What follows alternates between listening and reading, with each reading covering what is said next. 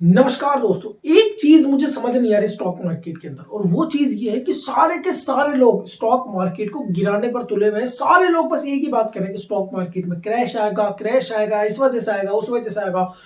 यानी कि सारे लोग स्टॉक मार्केट को गिराने में तुले हैं। मुझे एक बात समझ में नहीं आता कि इनको प्रॉफिट नहीं चाहिए कि स्टॉक मार्केट से। देखिए, यहां मैं ये नहीं कह रहा हूं कि क्रैश नहीं आ सकता है या मार्केट में कोई बड़ी गिरावट नहीं आ सकती, लेकिन यहां पर एक पेच छुपा हुआ है स्टॉक मार्केट के क्रैश में। और इस वीडियो के अंदर क्रैश से जुड़ा हुआ मैं आपके साथ एक ऐसा पॉइंट डिस्कस करने वाला हूं जिसको आज से पहले आपने ना तो कभी सुना था, और हो सकता है आने वाले समय में आप जरूर सुनेंगे इसको, क्योंकि इस वीडियो को बहुत सारे लोग कॉपी करने वाले। ये एक ऐसा पॉइंट है जिसको बहुत सारे लोग मिस कर देते हैं इस क्रैश को समझने के अंदर। देखिए, सबसे पहले देखिए, लोग ये कह रहे हैं कि इंटरेस्ट रेट बढ़ रहा है। इंटरेस्ट रेट बढ़ने की वजह से लोग जो है वो बॉन्ड्स के अंदर अपना पैसा लगा रहे हैं, गोल्ड के अंदर अपना पैसा लगा रहे हैं। इसके अलावा जो जियो पॉलिटिक्स जो टेंशन हो रही है यूक्रेन रूस के अंदर, तो इसकी वजह से भी मार्केट के अंदर एक खतरा बन रहा है कि यहाँ पर एक क्रैश आ सकता है। देखिए, इंटरेस्ट रेट का बढ़ना कोई बड़ी बात नहीं। इंटरेस्ट रेट पहले भी बढ़ते आई है और अब फिर से बढ़ते आ रही है, तो इंटरेस्ट रेट का बढ़ना ये कोई बहुत ज्यादा बड़ी बात नहीं है।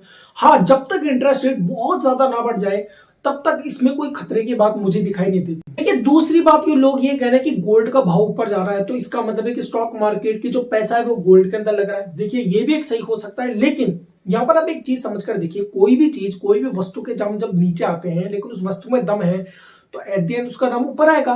गोल्ड के दाम पिछले महीनों से, पिछले सालों से कंसिस्टेंटली गिरते जा रहे हैं। जब उसने पीक बनाया उसके बाद से कंसिस्टेंटली गिरते जा रहे हैं, तो क्या अब आपको नहीं लगता कि उसके दाम बढ़ने चाहिए? अगर अब उसके दाम बढ़ रहे हैं, अब गोल्ड ऊपर जा रहा है, गोल्ड सेक्टर ऊपर जा रहा है, तो इसका मतलब हम ये समझें कि यहाँ का पैसा, जो स्टॉक मार्केट का पैसा है, वो निकल कर गोल्ड के अंदर लग रहा है। हाँ, ये एक संभावना बन सकती है, लेकिन फिर भी क्या ये इतनी बड़ी संभावना बन सकती है कि इससे स्टॉक मार्केट के अंदर क्रैश आ सकता है? मुझे नहीं लगता। अब तीसरी और सबसे आखिरी चीज है जियो पॉलिटिक्स टेंशन। अब इसके अंदर हमें क्या करना चाहिए, बड़े ध्यान से समझिएगा।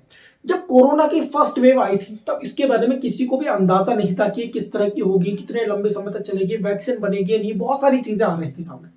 उसके बाद क्या हुआ, जब इसकी सेकंड वेव आई लेकिन मार्केट ऊपर जा रहा था, बहुत ज्यादा मौतें हुई पहले फर्स्ट वाली केस की तुलना में, लेकिन फिर भी स्टॉक मार्केट ऊपर जाता जा रहा था, लोगों को यकीन नहीं हुआ था।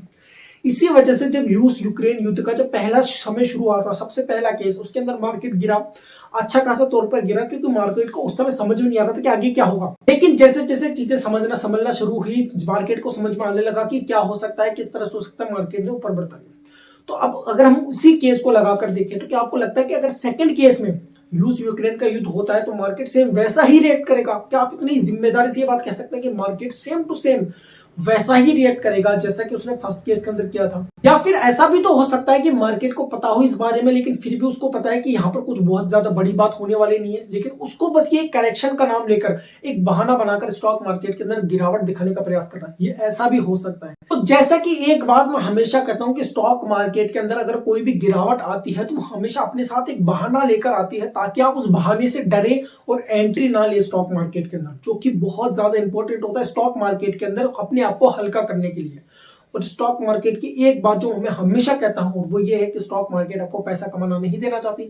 ऐसा करने से आप अपनी पोजीशंस निकाल लेते हैं, लॉन्ग पोजीशंस नहीं लेते। जब पोजीशंस ज्यादा नहीं बढ़ती तो स्टॉक मार्केट हल्का हो जाता है, और हल्का होने के बाद स्टॉक मार्केट वापस से उसी रेंज के अंदर वापस चलना शुरू कर देता है जैसा कि वो पहले चल रहा था। अब यहाँ पर क्रैश से जुड़ी हुई एक बात समझ लीजिए, जिसको समझाने के लिए मैं ये वीडियो बना रहा हूं। देखिए, स्टॉक मार्केट में मैं यूं नहीं कह रहा हूं कि क्रैश नहीं आ सकता, लेकिन कई लोग इसको इस चीज से कंपैरिजन कर रहे हैं कि 2008 का क्रैश आया था वैसा क्रैश आ सकता है, 2020 के अंदर जो कोरोना की वजह से क्रैश आया था वैसा क्रैश आ सकता है। तो अब मैं फिर कहता हूं, बड़े ध्यान से समझिएगा। अब जो इतने भी लाइन में बोलने वाला उसको बहुत बहुत बहुत ध्यानपूर्वक सुनिएगा।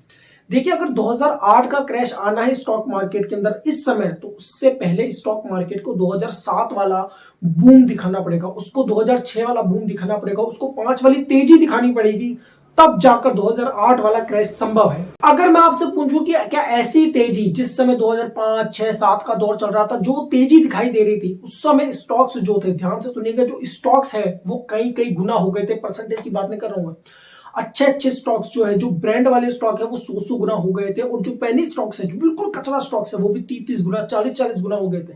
क्या ऐसी तेजी आपको 1% भी आपको दिखाई दे रही है स्टॉक मार्केट के अंदर? क्या 1% भी ऐसी तेजी दिखाई दे रही है? नहीं दिख रही होगी आपको। तो फिर आपको लगता है कि ऐसा क्रैश 2008 वाला क्रैश अभी आ सकता है? तो ये बिल्कुल बेवकूफी वाली बात है। वो इस तरह की वीडियो बनाते हैं, लोग इस तरह की वीडियो बनाते हैं, आप उस तरह की वीडियो देखते हैं जिससे उनके व्यूज आते हैं, और वो यही तो चाहते हैं कि हम उन वीडियो को देखते रहे, अपना लॉस करवाते रहे। तो इस चीज को बहुत ध्यानपूर्वक समझने का प्रयास कीजिए। अब उस पॉइंट की बात करते हैं जिसको मैं आपको समझाना चाहता हूँ। स्टॉक मार्केट में उस वजह से क्रैश कभी नहीं आएगा जिस वजह के बारे में लोगों को पता है। इसे एक एग्जांपल से समझिए। 2008 के अंदर बहुत तेजी गति से मार्केट ऊपर जा रहा था, क्योंकि 2006, 5, 7 कंसिस्टेंटली मार्केट बढ़ता जा रहा था। अब ये बात सबको पता थी कि अगर मार्केट गिरेगा यहां से तो वो बहुत तेजी से गिर सकता है, क्रैश भी आ सकता है, सबको पता था, क्योंकि मार्केट में स्टॉक 100 गुना हो चुके थे, बहुत बड़ी तेजी आ गई थी। लेकिन इस वजह को सभी लोग जानते थे, लगभग सभी लोग इस वजह को जानते थे। लेकिन मार्केट में क्रैश का बहाना क्या बना? यूएस उस क्रैश का बहाना बना, वो न्यूज उस क्रैश का बहाना बनी। 2008 के अंदर इस वजह से क्रैश आया। 2022 के अंदर जब कोरोना की वजह से क्रैश आया था, क्या आपने सोचा था कि कोरोना की वजह से स्टॉक मार्केट के अंदर क्रैश आ सकता है? कितने लोगों ने सोचा था जो इस वीडियो को देख रहे हैं? कमेंट करके जरूर बताइएगा अपना कि आपने ये बात सोच ली थी कि कोरोना की वजह से स्टॉक मार्केट में क्रैश आ सकता है? नहीं सोचा था। तो जिस चीज की वजह से स्टॉक मार्केट में क्रैश आएगा उसके बारे में किसी लोगों को पता नहीं, कि उसकी वजह ऐसी नहीं होगी जिसके बारे में सबको पता हो। क्योंकि आप सोचकर देखिए, जैसे कि मैं एक बात कहता हूं, स्टॉक मार्केट नहीं चाहता कि आप उससे पैसा कमा ले। तो अगर वो इस वजह से क्रैश करेगा जिसकी वजह सबको पता हो, तो इसका मतलब क्या है? सभी लोग निचले स्तर पर माल लेंगे और सबको बहुत बहुत सारा प्रॉफिट हो जाएगा। तो क्या स्टॉक मार्केट ऐसा चाहेगा? नहीं चाहेगा सर। स्टॉक मार्केट नहीं चाहता कि आप उससे पैसा कमा ले। और इस बात को अगर आप याद रखेंगे हमेशा, तो आप कभी लॉस नहीं करेंगे स्टॉक मार्केट का। तो मुझे उम्मीद है कि आपको ये समझ में आया होगा कि क्रैश का मतलब क्या है, आपको स्टॉक मार्केट को किस तरह से देखना है, जिस सारी जो न्यूज आपको निकल कर आ रही है उसको आपको किस तरह से समझना है। अगर आप इस चीज को और अच्छे से समझना चाहते हैं कि स्टॉक मार्केट में आखिर चल क्या रहा है, स्टॉक मार्केट में हमें ट्रेडिंग करनी चाहिए या नहीं करनी चाहिए, ऐसे बहुत सारे सवाल अगर आपके और दिमाग में चल रहे हैं, तो आप इस वीडियो को देखिए। इस वीडियो का लिंक आपको डिस्क्रिप्शन में मिल जाएगा। ये हाल ही फिलहाल की वीडियो जिसके अंदर मैं आपको बताया कि इसके अंदर आपको ट्रेडिंग करनी चाहिए, नहीं करनी चाहिए, स्टॉक मार्केट के अंदर किस तरह की न्यूज़ेस बन रही है, सब चीज के बारे में मैंने आपको समझाया। तो अगर इस वीडियो से कुछ नया सीखना हो, इस वीडियो को लाइक कीजिएगा, शेयर कीजिएगा, अपने दोस्तों के चैनल को सब्सक्राइब जरूर कीजिएगा ऐसी वीडियो और देखने के लिए। Thank you so much.